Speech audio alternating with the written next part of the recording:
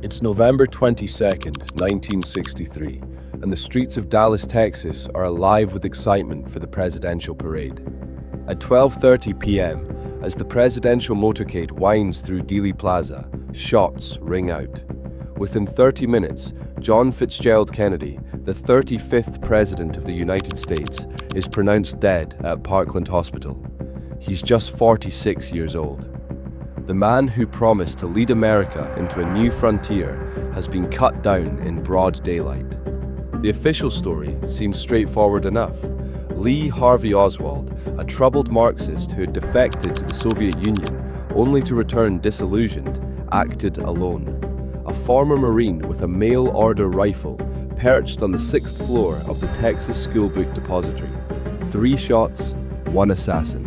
Case closed. But here's where things get interesting. Just 2 days after Kennedy's murder, before Oswald could stand trial, before he could tell his side of the story, a Dallas nightclub owner named Jack Ruby steps out of the shadows in the basement of police headquarters and shoots Oswald dead on live television.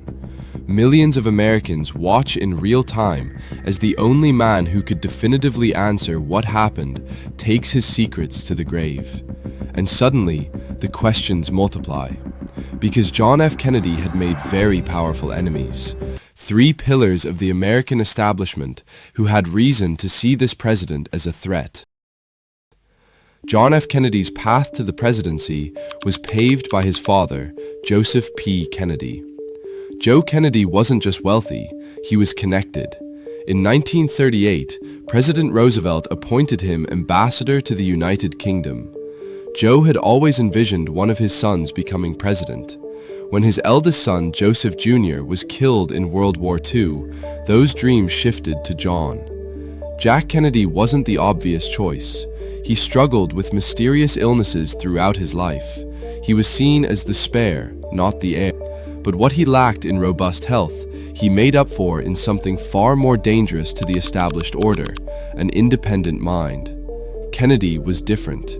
He was charismatic, handsome, eloquent, the very picture of American optimism. But beneath that polished exterior was a man who genuinely believed in doing what was right. He was down to earth in ways that made the elite uncomfortable. He didn't bow down to authority. He questioned it, challenged it, and refused to be controlled by it. This wasn't just about personality, it was about conviction. Kennedy was a pacifist at heart. This became crystal clear during the Cuban Missile Crisis in October 1962, when the world stood on the brink of nuclear annihilation.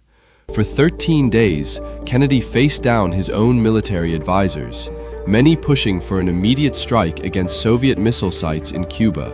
The generals wanted war, Kennedy wanted peace, and he got it. Through back-channel negotiations and a willingness to compromise, Kennedy peacefully resolved what could have been World War III. It was his finest hour, the moment that truly defined his presidency, but it also revealed something the establishment found deeply troubling. This president couldn't be pressured into violence. Vietnam told the same story. As the conflict escalated, Kennedy grew increasingly skeptical of American involvement. He saw this wasn't a war America could win. Multiple historians argue that had Kennedy lived to see a second term, the Vietnam War, a conflict that would claim over 58,000 American lives, could have been avoided entirely. But Kennedy didn't live to see that second term. Here's what you need to understand. When you're a president who refuses to play by the rules, when you fight for what you believe is right instead of what's politically expedient, when you value peace over profit and transparency over secrecy, you become a problem. Kennedy's personality, his integrity, his unwillingness to compromise on his core principles, all of this made him an enemy of what people call the system or the establishment. That shadowy network of powerful institutions that truly run things behind the scenes. Now, it's crucial to be clear about something. What I'm about to tell you are documented conflicts between President Kennedy and 3 of the most powerful institutions in America. These are historical facts. Do these conflicts suggest that these institutions may have had reasons to want Kennedy removed from power? Yes. But am I saying they plotted to eliminate him? No. I'm simply presenting the evidence and letting you draw your own conclusions. Let's talk about those three enemies. First, the FBI. Its director was J. Edgar Hoover, a name that struck fear into the hearts of politicians, celebrities, and ordinary citizens alike. As the director of the FBI from 1924 until his death in 1972, Hoover collected secrets, mountains of them, and he wasn't afraid to use those secrets to destroy anyone who threatened him. The Kennedy family had been in Hoover's crosshairs since the 1930s. Files upon files, documents filled with rumors, allegations, and surveillance reports. Joe Kennedy's controversial tenure as ambassador to the UK, his business dealings, his personal life, Hoover collected it all.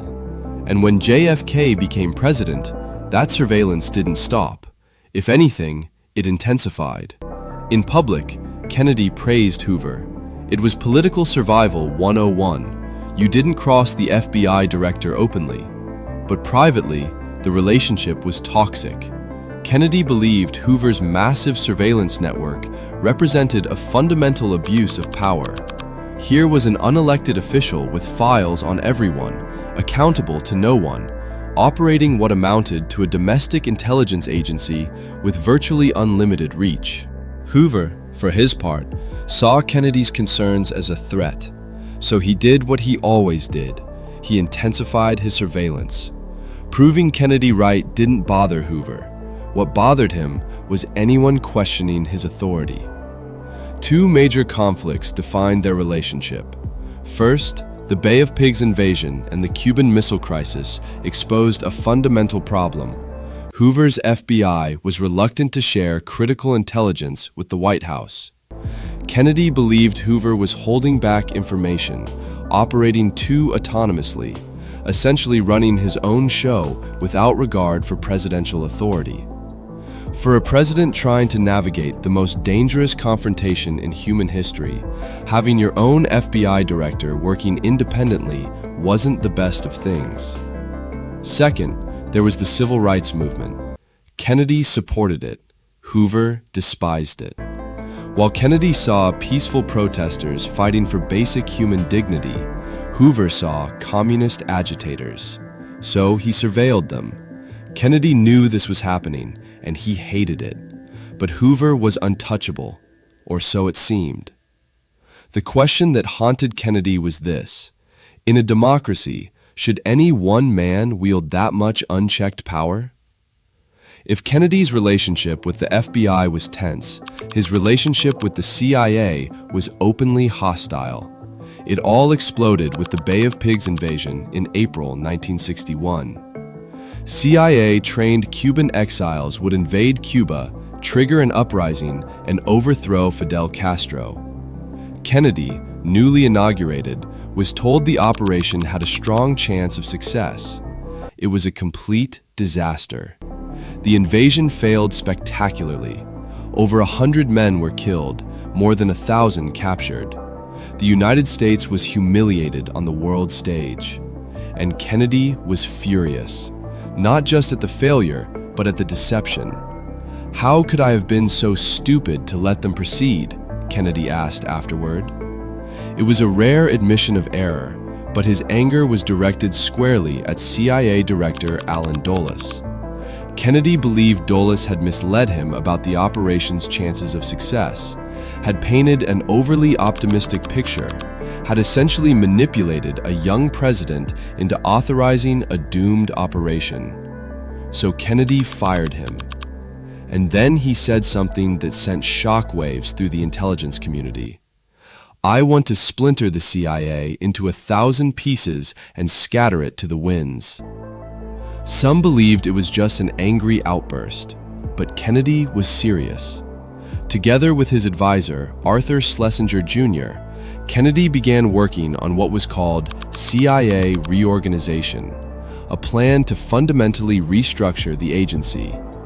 The goal was to subordinate the CIA to the State Department to make it more like the British MI6, which operated under strict government oversight. Otherwise, Kennedy argued, the CIA was just a state within a state, an unaccountable shadow government pursuing its own agenda. But the conflict went deeper than the Bay of Pigs. There was Indonesia. Indonesia in the early 1960s was strategically crucial, with its massive population, abundant natural resources, and sitting at a critical geographic crossroads during the Cold War. One resource in particular caught the CIA's attention, one of the largest gold mines in the world. But Dulles never told Kennedy about it. Kennedy wanted peace with Indonesia because he saw an opportunity for diplomatic engagement, even planned to visit the country. Dulles wanted something else entirely, regime change. And here's the chilling part. After Kennedy was killed, that regime change happened.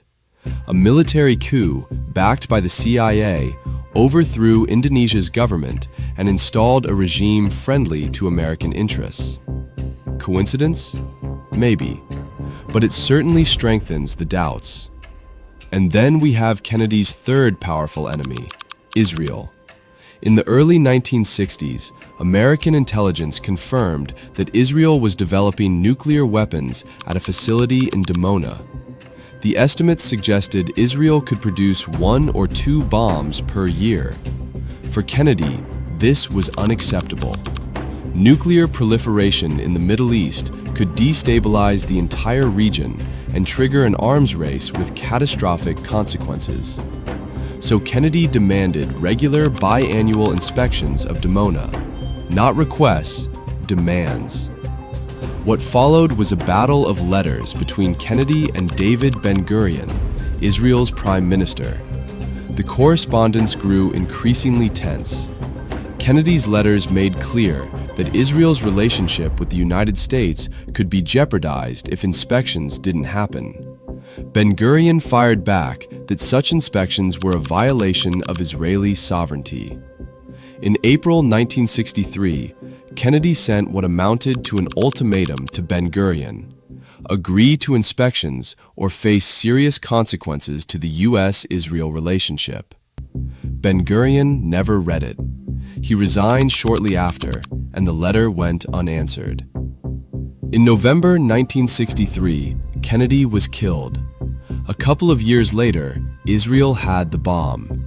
Another coincidence? Who knows? So here we are, 60 years later, and we still don't know the full truth about what happened in Dallas. The Warren Commission, which included Kennedy's enemy Allen Dulles, concluded Oswald acted alone. The House Select Committee on Assassinations concluded in 1978 that Kennedy was probably killed as part of a conspiracy. Thousands of documents remain classified, and there's countless conspiracy theories. But what we do know is this: John F. Kennedy was a unique president. He didn't bow down to the powerful. He questioned the military-industrial complex. He fought for peace when war was more profitable. He challenged the surveillance state. He stood up to intelligence agencies operating beyond oversight. He tried to prevent nuclear proliferation, even when it meant confronting close allies. In short, he was a problem for the system that expected presidents to maintain the status quo, not challenge it.